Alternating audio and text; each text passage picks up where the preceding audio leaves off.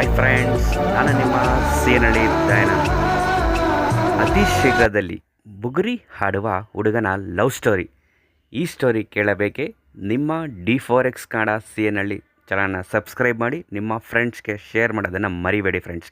ಅತಿ ಶೀಘ್ರದಲ್ಲಿ ಈ ಸ್ಟೋರಿ ನಿಮ್ಮ ಮುಂದೆ.